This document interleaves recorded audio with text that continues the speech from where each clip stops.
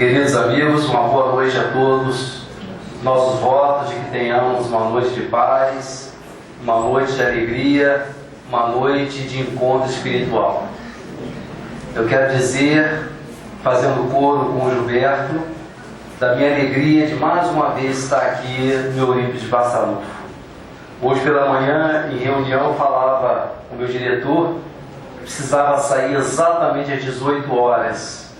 E nesse ínterim, o Gilberto me telefona no meu celular e eu querendo brincar com ele, assim: ô Gilberto, afinal de contas, quando é que é a minha palestra lá? Eu disse: Eduardo, é hoje essa palestra? Senão eu estava brincando com você, rapaz. Só... Não, mas eu não tenho mais idade para isso não, Eduardo. Não brinca assim não. Eu não tenho mais idade para isso não. No final da conversa, ele, que é sempre muito espirituoso, assim: bom, Eduardo, vem em paz, boa viagem. E é uma viagem. E hoje então eu vim acompanhado de um casal amigo, né, de um companheiro nosso, trabalhador, nosso lá da casa, e de uma companheira também, lá que está nos ajudando. E principalmente, além de todas as atividades que ela desempenha, como ela conhece muito bem o piano, toca muito bem piano, e eu disse: olha, nós temos de fundar um coral aqui na casa do Aureliano. E eu disse: olha, segunda-feira eu vou fazer uma palestra no centro do coral que eu mais gosto nesse Brasil. É isso. Eu viajo muito, sul e norte, nunca vi numa casa espírita um coral tão afinado. De modo que, assim, bom, então vamos hoje para espionar. E eu chego aqui, já tinha acabado a música, né? Foi por isso que o Gilberto então pediu mais um número para servir de inspiração para nós, tá? Obrigado, Gilberto. Obrigado a esse coro, esse conjunto vocal, o nome que vocês queiram dar, mas sabem que faz muito bem aos nossos ouvidos, ao nosso coração. Continue. O Eduardo tem créditos, né?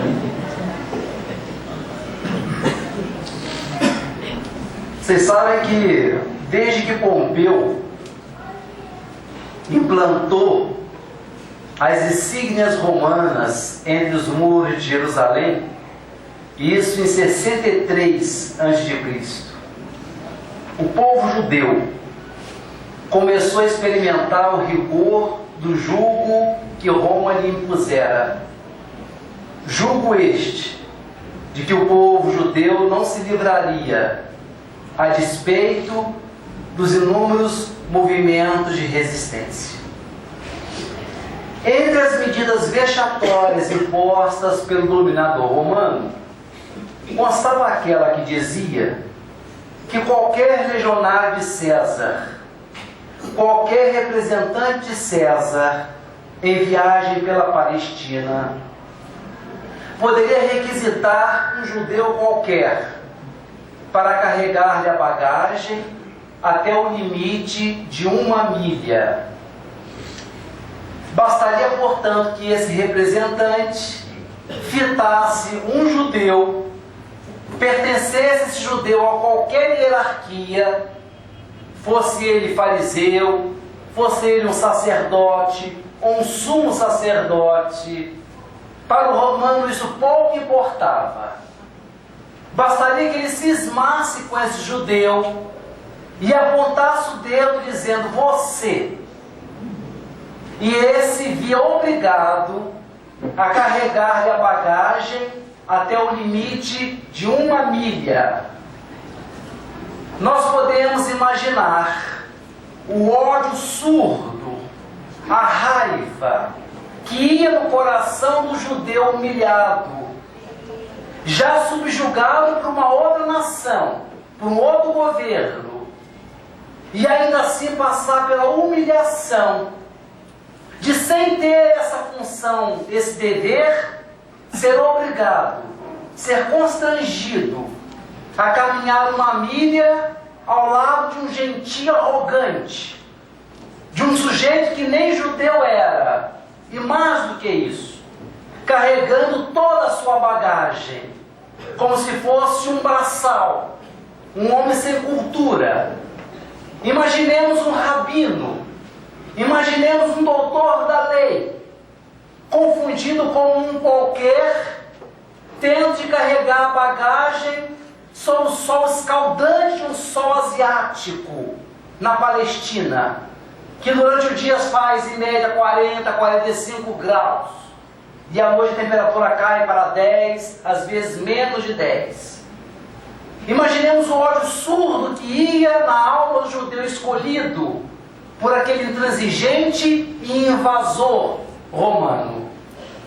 Pois bem, Jesus, judeu, e se escolhido por um romano, seria ele aquele que levaria a bagagem do romano também, como qualquer judeu. Conhecedor, portanto, dessa cláusula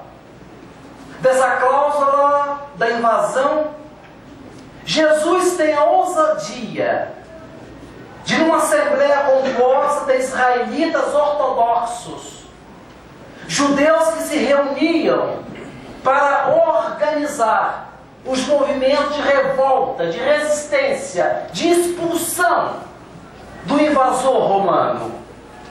Pois nessa assembleia, tecida em ódio ao dominador estrangeiro, é que Jesus candidamente, como se não tivesse sabendo, desconfiando o que estava falando, ousa dizer assim aos seus ouvintes: E se qualquer te obrigar a caminhar 1 milha, vai com ele 2. Se algum romano, noutras palavras, se algum dominador estrangeiro vier e exigir que caminhe 1 milha, não caminhe 1, caminhe 2 milhas. Meus queridos, isso que à primeira vista parece uma afronta, um exagero, um escárnio, sob o ponto de vista psicológico e espiritual, expressa a mais divina sabedoria. Porque se o judeu levasse a bagagem do romano irritado até o limite de 1 milha, estaria admitindo, embora muito mau grado seu, uma condição de inferioridade. Mas agindo de modo próprio, espontaneamente, sem que ninguém lhe pedisse, caminhando o dobro daquilo que era obrigado, ele estaria mostrando a sua dignidade, como a querer dizer: mas eu posso e eu quero fazer mais. Essa postura aparentemente desfavorável desnortearia o opressor surpreendido, porque diria que aquele homem subjugado, constrangido por força de lei e de armas, mantinha até o último grau a sua liberdade total de poder fazer mais daquilo que lhe era pedido. Era uma demonstração de dignidade, de força, de altivez, de coragem, de intrepidez, que certamente desnortearia o opressor surpreendido. Meus irmãos, esta postura de Jesus transcende os acanhados limites da Palestina de há 2000 anos, para se transformar num mandamento presente, odierno, contemporâneo. Ele sai lá de há 2000 anos, lá da Palestina, e vai fazer parte da nossa vida, da nossa existência. Não nos esqueçamos de que a maneira mais fácil de tirarmos do dever aquele seu caráter de obrigação é habituar-nos de boa mente a fazermos sempre mais além daquilo que nos é constrangido ou pedido. A maneira como nós temos de tirar do dever aquele seu caráter de constrangimento, de peso, de dor, é espontaneamente fazermos um pouco mais além daquilo que nos está sendo pedido. A primeira milha, meus irmãos, é faina ingrata. Nós fazemos porque somos obrigados a fazê-lo. A glória só vem com a segunda milha. Entretanto, muitos de nós não logram sentir a alegria da segunda milha, porque se obstina a caminhar, e muito a contragosto, somente a primeira.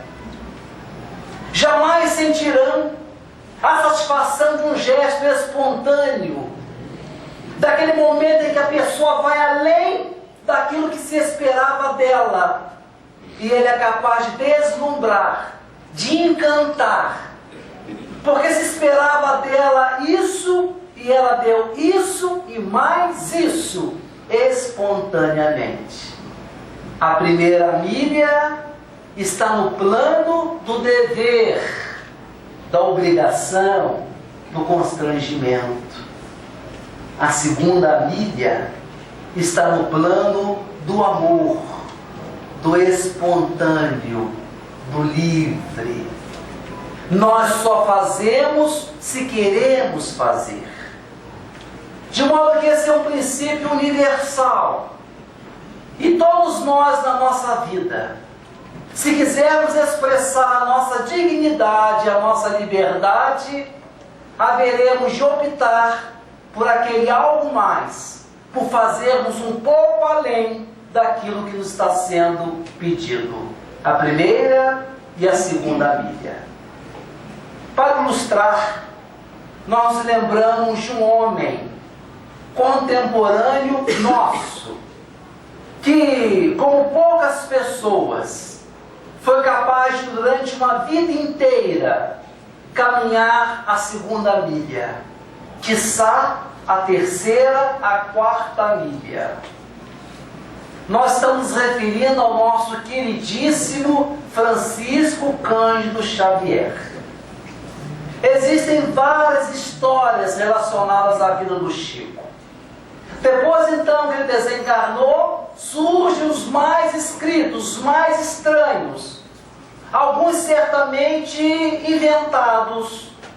Nós sequer temos uma maneira de avaliar o que é exatamente uma história verídica, real, ou o que é invencionice daqueles seus mais chegados. São várias histórias. O Chico é uma lenda que ficou conosco.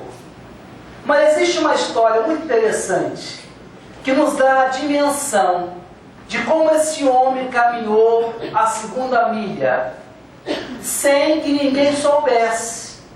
Porque nós ouvimos essas histórias relacionadas ao Chico, o fato de ele ter comido barata para não negar o almoço, a janta, a dona da casa. Enfim, todas as situações que ele vivenciou e que nós sabemos algumas delas, não nos enganemos. Esses relatos são pífios, são insignificantes diante daquilo tudo que o Chico deve ter feito e que nós não sabemos, não chegou ao nosso conhecimento. Os momentos em que o Chico mais caminhou a segunda milha, não se enganem, nós não sabemos. Porque o elan, o brilho, o perfume da segunda milha é que a pessoa consegue tirar de dentro dela recursos que somente ela sabe o quanto está custando para ela.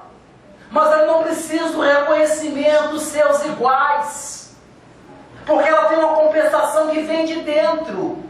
É uma certeza de que ela só pode agir daquela maneira, porque é assim que ela sabe agir, fazendo mais. Mas quem está do lado não sabe o quanto está custando isso dela. E o Chico vivenciou isso muitas vezes, Todas as vezes, mais profundamente, nós não sabemos. Mas esse episódio é muito interessante. Eu contei aqui uma ocasião de uma senhora que ouviu falar dele, foi à fazenda modelo. Ela orientada, a fazenda organizada pelo seu chefe, seu Rômulo Joviano, que já estava, convenhamos, cansado de ver aquela romaria de gente todo dia indo à fazenda pedir uma palavrinha rápida, mas que essa palavrinha rápida multiplicada em 30 era um dia de consulta. E ele tinha seus afazeres. O Chico, ele foi obrigado a se aposentar, não queria. Coisa estranha, né? O Chico, ele foi constrangido a se aposentar. Nunca faltou um dia de serviço. E aquele trabalho estupendo que ele realizou, psicografando. Hoje os médicos psicografam no Word. Eles pegam e constroem um texto. O Chico foi manuscrevendo, imaginem, Paulo Estevão, manuscrito. Já pensaram nisso? Há 2000 anos, Ave Cristo, André Luiz, toda a série, tudo manuscrito. De modo que esse homem que sobrava tempo, porque não dormia, ele tinha 24 horas do dia para trabalhar, 24 ou 22, duas ele dormia. Pois bem, naquele dia o seu Rômulo Joviano, diríamos nós, estava com a cachorra. Coitada da cachorra, né? Não sei por que escolher a cachorra. Mas o fato é que ele estava naqueles dias e uma senhora chegou e ia bater o palmo no portão querendo falar com o Chico. Ele não estava no seu dia bom, mentiu para a moça, disse: olha, ele não está aqui. Ele está em casa porque passou mal e não veio trabalhar. Isso nunca aconteceu. A mulher, já um pouco irritada porque tinha ido naquela longura, saiu batendo o pé e chegou na casa do Chico para falar com ele. E lá recebeu a informação verdadeira: o Chico estava no trabalho. Imagine como ela voltou, com duas cachorras. Voltou ao trabalho e ouviu a segunda mentira. O Chico realmente havia ido trabalhar, ele havia se esquecido. Mas estava numa tarefa externa e por isso não podia encontrar com ele, embora estivesse lá dentro da fazenda datilografando. A mulher deitou uma meia dúzia de palavrões, saiu batendo o pé e à noite, obstinada, foi a segunda pessoa a entrar no centro espírita Luiz Gonzaga, em Pedro Leopoldo. A primeira havia sido o Chico. Ela o reconheceu pela fotografia, ele na cabeceira da mesa. Ela chegou lá junto dele, olhou para ele, olhou para a foto e disse: seu Chico Xavier? Ela disse: sim, minha irmã. Ela avançou para cima do Chico, começou a dar-lhe bofetadas, ia dizer assim com voz rouca e estressada: você está pensando que eu tenho tempo para andar atrás de você, para cima e para baixo? Você está pensando que eu sou quem? E aplicar o rosto do Chico e voltava. Você vai entrar naquela sala ali agora e me dar um passe, seu cachorro? Meus queridos, eu fico pensando se isso acontece conosco na casa espírita.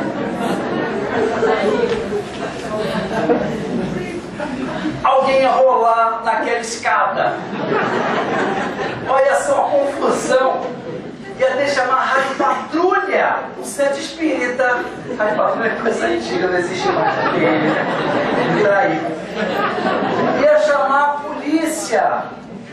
Porque hoje, se a pessoa chega na casa e já não sintoniza, a gente já não quer que ela caia na nossa cadeira para tomar um passe da gente, porque tem um passe na... Não gosto dele, não quero, não gosto de tomar passe com ela. Imagine chamada de cachorro. Imagine esbofeteado. O médium levantaria e esbofetearia também o paciente. Seria uma confusão. Em verdade, o Chico daquele jeito, com a bochecha quente, vermelha, olhou para ela sem entender como ele ia reagir. Emanuel apareceu. Sempre apareceu nas horas erradas. Sempre. Nas horas que o Chico precisava, ele estava quieto, invisível.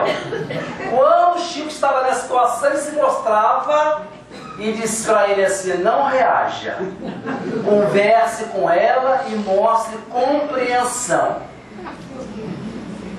Sentiram? Como é que a pessoa pôde fazer isso? O Chico engoliu seco, com as bochechas roxas, quentes, mostrou para ela compreensão, dirigiu-lhe uma palavra carinhosa. A mulher desmontou, começou a chorar desesperadamente. O Chico a acalmou, deu-lhe o passe e ela foi embora. Aí foi a vez dele perguntar a Emanuel. Agora ele ia tirar as contas com Emanuel. Virou-se para Emanuel e disse: então o senhor não acha? Então o senhor não acha que eu tinha razão de ficar mal com aquela senhora? De eu ficar com um sentimento ruim daquela senhora? O Emanuel virou-se para ele e disse assim: você estava com a razão, mas ela estava com a necessidade. Ela estava pior. Ela só podia fazer aquilo porque ela assim que ela estava. Meus queridos, nesse momento, Emanuel pediu que o Chico fosse além da primeira milha, caminhasse os primeiros passos da segunda milha, porque na primeira milha ele reagiria também. Na primeira milha nós bofeteamos, nós xingamos, ou pelo menos negamos o passe. Esse é o esperado. É assim que os insetos ou os bichos estimulados reagem. O cão, na experiência de Pavlov, quando ele apresentava um objeto, um pedaço de pau, e nesse pau pendurado um bife suculento, mostrava o cão preso, o cão começava a salivar. Depois de um tempo, isso criou um reflexo condicionado no cão, de que o Pavlov já não mostrava o bife, só um pedaço de madeira. E o cão, porque associava, começava a salivar também. Era o esperado. Ele jamais deixaria de salivar, vendo aquele pedaço de carne ou mesmo pedaço de pau. Porque era só isso que ele sabia fazer. Meus queridos, o que nos distingue dos animais é justamente isso. Nós nem sempre reagimos. Nós somos capazes de elaborar uma outra atitude daquilo que estava esperando de nós e surpreender. Aliás, só nessa hora, só nesse momento, é que a pessoa dá testemunho da sua humanidade. Só quando ela é capaz de transcender os seus limites. Só quando ela é capaz de ir além daquilo que está se esperando dela, é que ela mostra que ela está além da escala evolutiva, que ela é mais, que ela pode mais. E ao invés de reagir, ela elabora uma outra atitude, ela age de maneira diferente. Esse é o único sinal de que nós somos além do irracional. Quando nós vamos além de nós próprios. Quando saímos da primeira, ingressamos na segunda milha. Vila fora, meus irmãos, nós teremos necessidade, oportunidade de mostrar que estamos caminhando a primeira ou a segunda milha. Quando Jesus enunciou o princípio da segunda milha, ele se referia mais exatamente à religião. E quantos de nós comparece às atividades da casa espírita quando as circunstâncias todas são favoráveis? Quando já nos habituamos a ir à casa naquele dia, quando não surge nada de novo, diferente, mais empolgante naquele horário, então como não temos nada mesmo o que fazer, nos resta ir ao centro. Isso é caminhar a primeira milha. Talvez só venhamos a descobrir se a casa espírita é importante para nós. Só venhamos a descobrir-nos espirituais ou espiritualizados, religiosos, quando surgirem os problemas, as dificuldades. E aí nós driblamos a dificuldade porque hoje eu não posso, porque eu tenho compromisso com a casa, eu tenho compromisso comigo de estar lá. Então a pessoa passa, tangencia, se livra do problema. Alguém que vai chegar, hoje não, hoje você não vai lá em casa, porque hoje é dia do meu centro. Não, hoje você não pode querer isso, porque hoje é o meu dia. E a pessoa então se impõe, porque aquilo é importantíssimo para ela. Então só quando surgem os problemas, as dificuldades, é que nós seremos capazes de responder para nós mesmos o quanto aquilo é importante para nós. Na maioria das vezes, o problema ainda não chegou. Às vezes vamos receber uma visita na sexta-feira, no sábado, e já na quinta ou na segunda não podemos, porque temos de arrumar a casa para a visita que vai chegar no sábado. O filho da viúva, o filho da vizinha, que mora num prédio atrás do nosso, está febril. E a gente não vai a casa porque temos de ajudá-la na assistência. Isso para citar algumas bobagens, algumas desculpas que nós damos a nós mesmos quando não nos enquadramos numa atividade espiritual verdadeira. Então a primeira milha, a segunda milha só vai se revelar quando surgirem as reais dificuldades para ultrapassar. Na convivência com os nossos, quantas vezes nós temos de exercitar a segunda milha? Na convivência com os nossos mais próximos, quantas e quantas vezes? E só conseguiremos descobrir o nosso limite na medida em que nós o estendemos para sempre. Porque ele se alarga, ele se amplia. Nas convivências difíceis, na convivência difícil com as pessoas difíceis, nós exercitamos a segunda milha. Mas nós saberemos se estamos realmente caminhando a segunda, se exigirmos um pouco mais de nós mesmos. Boa parte das vezes, a pessoa não está caminhando a segunda milha. Como diz a outra, eu carrego fulano nas minhas costas. Fulano pesa nas minhas costas. Mas se nós aprofundarmos a visão, vamos ver que ela precisa tanto daquele peso que quando ele sai ela sente incômodo, porque está leve demais. Porque em verdade ela não caminhou, ela não está fazendo nada além. Ela está pensando que está muito sacrifício para ela. Na convivência conjugal, teremos ou não, o casamento exige dos dois, porque os dois têm diferenças. O casamento é esse cadinho onde não dá para fugir, não tem para onde esconder. Então tudo tem que ser resolvido ali entre os dois. E o processo é doloroso. E ganha aquele que tem visão mais de cima e conduz a coisa da melhor maneira possível, com sacrifícios maiores ou menores dentro de si. Tem que ser assim. Eu fazia essa palestra no interior de São Paulo já há alguns anos atrás. Depois da palestra, uma senhora chegou junto de mim, Eduardo. Eu vou te contar, meu filho. Eu vou te contar porque, diante disso que você falou, com aquele que eu tenho lá em casa, meu filho, eu já passei da 50ª milha, eu já estou lá na 100ª milha. Jesus disse 2.000, eu caminhei 100.000. Tenho saldo aí para várias encarnações com aquele que eu tenho lá em casa.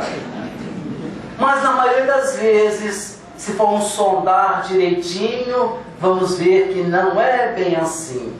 Os pesos se equilibram. De modo que assim é na convivência, nos deveres, nas nossas atitudes com os demais. E me empolga, me impressiona, me emociona quando nós vemos as relações de mãe com seus filhos, ou das mães com seus filhos.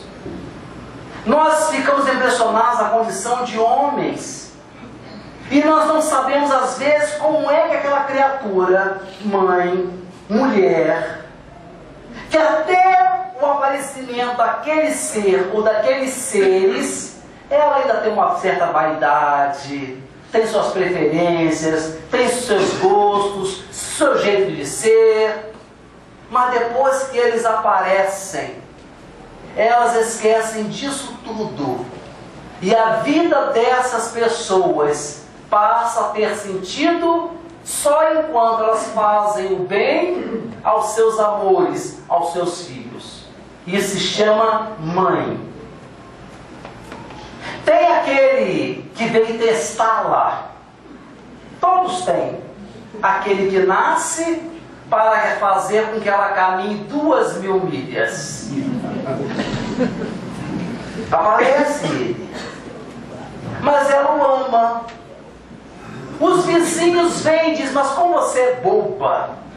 Como você é boba, você é uma bobona. Porque você faz e desfaz, é um ingrato, e você anda fazendo. E aponta o que ele faz, o que ele deixa de fazer. Isso. Ela, como não tem argumento, ela admite, realmente, ele é um ingrato. E continua fazendo. E continua fazendo porque é assim, ela não tem outra saída. Porque ela ama. Ela não quer recompensa. Ela só vai ficar feliz e se vingar da vizinha no dia em que ele se formar ser um doutor e ela sair de sua casa de braços dados com ele, olhar para a vizinha e está vendo, ó, 2.000 milhas que vai para ele para a cerimônia, feliz porque ele foi um pestinha, mas ela fez dele alguém muito importante no trabalho, na sociedade, porque é um homem respeitado e querido.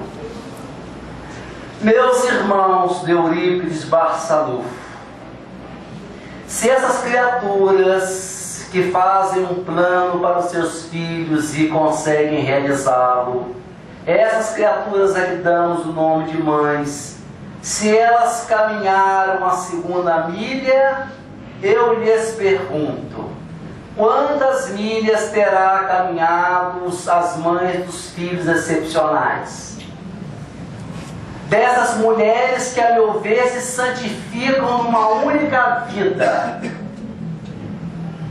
Elas se canonizam numa única existência. Porque ninguém vive no universo do filho como ela, que sabe, sonda, viu aquela anomalia surgir nos seus primórdios, nas suas pequenas nuances, ela viu tudo aparecer. E ela então, portanto, se sente responsável por isso e por ele. Ao mesmo tempo, como ela não é alienada como ele, ela está em contato com o mundo de todos, que não acompanhou a criança, os seus desequilíbrios, o seu processo contínuo, progressivo de desequilíbrio. De modo que os outros vão encontrá-lo já daquele jeito, desbaratado, desorientado, inconveniente. E será ela, essa mulher, que sem necessidade terá de pedir perdão aos outros pelas inconveniências do seu querido, do seu amado, do seu querido filho. Ela fica entre os dois, pedindo perdão àquilo que ele faz porque não sabe, mas o outro também não sabe, não acompanhou, não tem responsabilidade. Essas mulheres se santificam, penso eu, porque sequer tem a esperança do dia em que eles receberão uma carta, serão doutores, serão vencedores. Não. Elas vivem Elas vivem acuadas do medo de irem antes dele. E quem cuidará deles dessa maneira? Meus queridos, se nós, as mães, os pais, os filhos normais, se doam em base do amor, e o amor está na segunda milha, e esse amor, e esse estranho amor, e essa estupenda capacidade de amar que essas pessoas têm, em que milha, em que estágio essas criaturas estão? De modo que é assim. Somente aqueles que caminham a segunda milha é que conseguem sintonizar, porque não é fácil. Não imaginemos que caminhar a segunda milha seja um processo fácil. Não o é. Se a pessoa faz alguma coisa e divulga, esperando o reconhecimento dos outros, a sua segunda milha está comprometida. Porque a grandeza, a beleza, é ela tirar de dentro de si recursos que ninguém sabe o quanto lhe custou. Mas ela fez isso porque ela tem uma fé inata. Ela tem uma certeza, ela sente, ela tem uma convicção de que as coisas devem ser assim, são assim. E elas, portanto, não têm outra maneira de agir. A segunda milha, portanto, pressupõe uma antecipação de uma outra realidade melhor, que elas sentem e se sacrificam em nome dessa liberdade, dessa alegria maior. Não é fácil caminhar a segunda milha. De maneira geral, a gente testa ou tenta, treina a vida inteira para fazermos, na melhor das hipóteses, de vez em quando a gente acerta, depois de muitos testes. E para finalizar, eu me lembro de uma amiga minha de Niterói, casada durante 47 anos, com um senhor portador de diabetes mellitus, dependente de insulina. Me lembro de um réveillon na nossa casa, em que tínhamos uma mesa farta, uma mesa grande com várias guloseimas, e ela, antevendo que o esposo não poderia degustar os pratos ali, porque era portador de diabetes, meus queridos, ela construiu, ela confeccionou uma ceia, quiçá melhor do que a nossa, de modo que ele pudesse comer tudo de pratos diferentes, porque eram adequadas à sua dieta em base da ausência de açúcar.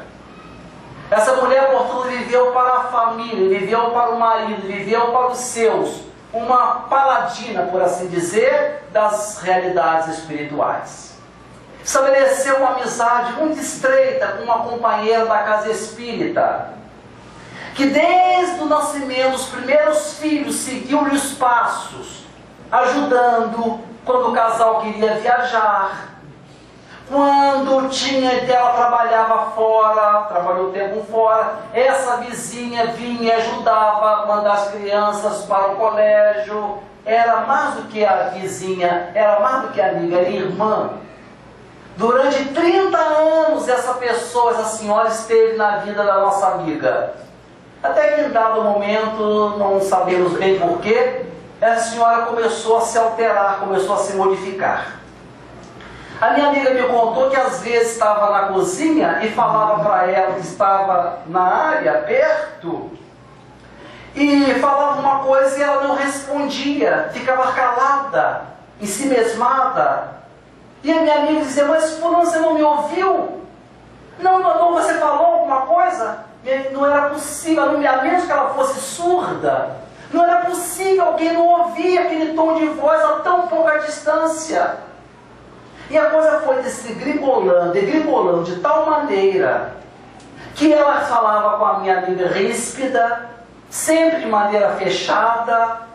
Chegou um dia que a minha amiga não conseguiu, deixou que todos fossem embora, e quando ela ia, disse: hoje nós vamos conversar.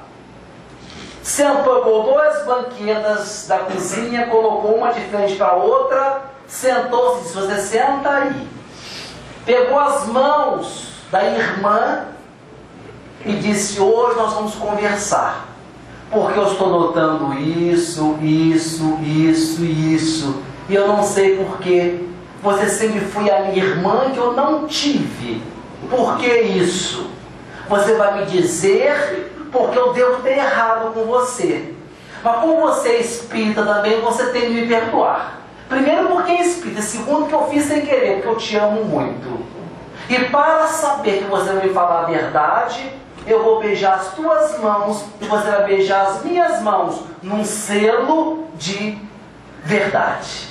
Beijou-lhe as mãos e ela resistiu beijar-lhe as mãos. Fale-me o que é.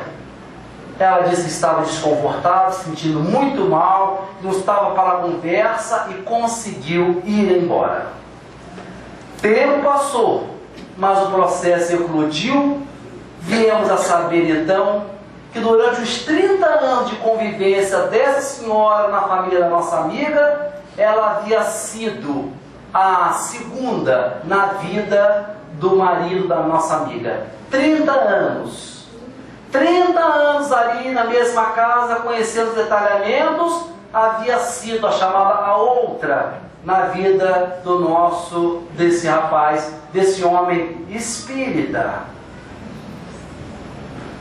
A minha amiga, eu não posso dizer-lhes com clareza, as palavras se intimidam, elas se negam, elas se apequenam para retratar as grandes emoções. Por isso mesmo, as grandes emoções, tanto as boas quanto as más, são acompanhadas de grandes silêncios também. Mas na tentativa de dizer-lhes, o mundo dela sossobrou, ruiu, caiu. E ela perdeu o chão, a minha amiga. Ela caiu num abismo de tristeza, de desencanto, de frustração, que só mesmo a sua capacidade de caminhar a segunda milha é que tirou-a do buraco, tirou-a do precipício. Ela estabeleceu uma separação, ainda que morasse na mesma casa, em camas diferentes, porque não havia outra condição de resolver isso. E ainda assim cuidou dele na doença, como ele precisou, mas ela só conseguiu reagir a isso, escrevendo um livro de poesia, com muita dor, entrou no coral da terceira idade, na universidade da terceira idade, começou a fazer coisas para fora, a fim de se livrar daquela adaga, daqueles pesos no coração. E ela sobreviveu. E pasme, meus queridos, a questão de um ano atrás ela me contou esse episódio novo ainda para mim, que esse caso tem mais de 10 anos. Ela me contou, pasmem, de que ela foi tomar um ônibus em Niterói, ela estava sentada dentro do ônibus, e essa senhora ia entrando pela porta da frente, e essa senhora, a tal, tinha um curativo no rosto, e a minha amiga viu que ela estava com um curativo no rosto, e de dentro do ônibus, com o intuito de não envergonhá-la, porque a outra queria que a minha amiga estava vendo com um curativo no rosto, ela, minha amiga, se escondeu atrás do trocador, a fim de que ela entrasse e descesse do ônibus, sem saber que ela estava sendo vista pela minha amiga. Isso existe. Essas coisas só o espírito humano é capaz de fazer. Quando ele sai da primeira e entra na segunda milha, fazendo além daquilo que se esperava dele. E todos nós podemos fazer isso. Todos nós podemos ir muito além daquilo que somos hoje, se exigirmos de nós, se mostrarmos a nossa humanidade. A primeira milha, meus queridos, já lhes disse, está no plano do dever. A segunda milha está no plano do amor.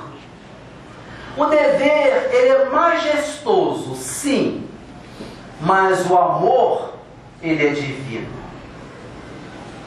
O dever enaltece, mas o amor sublima. O dever suporta as ofensas, o amor as esquece.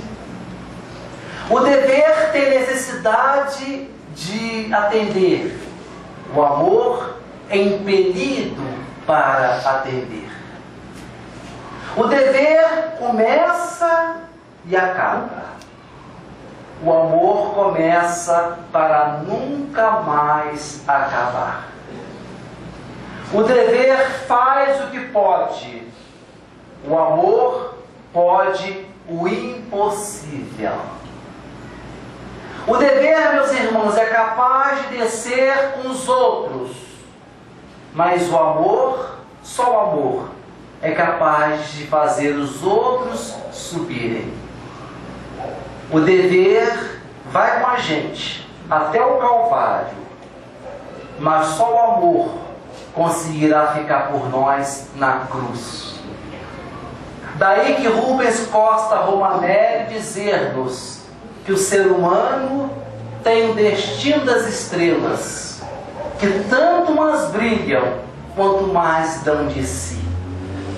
As estrelas mais bonitas que temos no nosso sol, hoje, quando forem para casa, olharem o céu e verem as estrelas mais reluzentes, mais brilhantes, são aquelas que estão se consumindo mais, queimando hélio e hidrogênio, combustível que tem. Elas se consomem numa explosão de luz, num espetáculo de luz, mas para tanto elas se consomem.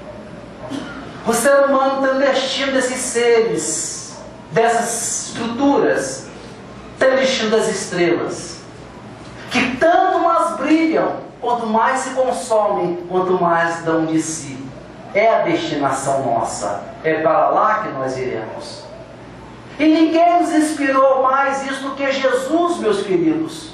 Ficamos pensando em Jesus convivendo conosco, com a nossa baixeza, com a nossa maldade, com a nossa intriga, com a nossa pequenez. E suportou isso. Para avaliarmos o que foi isso, num grau infinitamente menor, lembremos de alguém com quem temos de conviver e nós sabemos que a pessoa está sempre querendo nosso mal.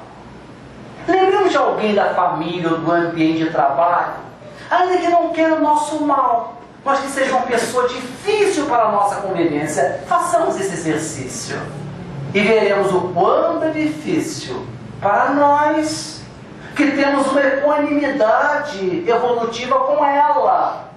Mas Cristo não precisava disso. Ele viu isso e deve ter se chocado muito mais, sofrido muito mais, e só não sofreu muito mais, porque nos amou muito mais ainda. Então ele nos mostrou que pode o amor, ausentando-se da dimensão que lhe era própria e vindo conviver conosco. Um beijo, eu fico pensando no beijo. Amanhã é dia dos namorados. E eles terão uma maneira estabelecida de dizer que se gostam antes de se beijar. O beijo é aquele selo de fraternidade, de amor, de cumplicidade, de entrega. No caso de Cristo, foi um beijo de traição. Foi a maneira como Judas achou de entregá-lo às forças de Herodes. O beijo de Cristo foi um beijo de traição, um beijo de ingratidão. Mesmo assim, Ele nos amou profundamente. E hoje, meus irmãos, hoje aqui nesse ambiente, seja quem seja, quantos sejam, que sejam sendo chamados a caminhar a segunda milha, sabe Deus, nesta ou naquela circunstância, não pensem que estão sozinhos. O que fazes de especial? Se amardes somente os vossos amigos, os fariseus e escribas também fazem isso. Se aquele lhe pedir caminhar uma milha, vai com ele 2. Se alguém te pedir a capa, dê-lhe também a túnica. Meus queridos, se ele nos orientou dessa maneira, é porque ele dizia ao mesmo tempo: faça que estarei contigo. Faça que mesmo que não me veja, mesmo que ninguém veja, estarei contigo, porque é assim que se cresce, é assim que se desenvolve. Ouvi um dia desse que os vinhos, os melhores vinhos portugueses, são aqueles em que a terra é árida, chove muito pouco, o terreno é acidentado, os nutrientes são parcos, são mínimos, são ínfimos na superfície, exigindo que as videiras desçam as suas raízes das profundezas da terra, para lá embaixo achar os nutrientes. E sabem então os cultivadores que quanto mais a raiz da videira desce buscando nutriente, mais saboroso é o vinho. Não podia o vinho, a uva, nascer nas facilidades da superfície. Tinha de adentrar as profundezas da terra para dar o bom vinho, o gostoso vinho que nós saboreamos. A natureza, portanto, nos dá demonstrações de sacrifícios, em que o resultado desse grande sacrifício é uma rendilha de amor, é um poema de gratidão, é uma capacidade de fazer. Se a uva faz isso, meus irmãos, se a videira desce as profundezas, se os outros bichos, se as outras estruturas fazem, sofrem, e o resultado disso é a beleza, é o melhor, é o fino, é o gostoso, é o aprazível. O que poderá o Espírito, detentor de todas as potencialidades espirituais, capaz de não sozinho, mas com Cristo dizer no peito: eu posso, só eu posso. Se estão pedindo de mim, eu posso e vou chegar. Jesus então descobre essa pessoa onde ela está. Olha de cima e vê a terra populosa, 6 bilhões de pessoas. Mas sabe onde eles estão.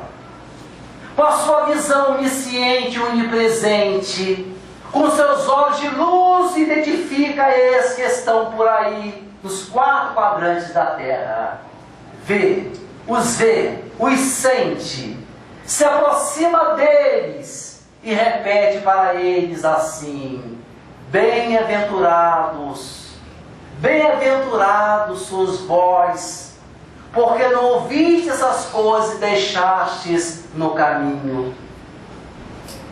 Deixo-vos a minha paz vos dou, não vou lá dou como o mundo a dar.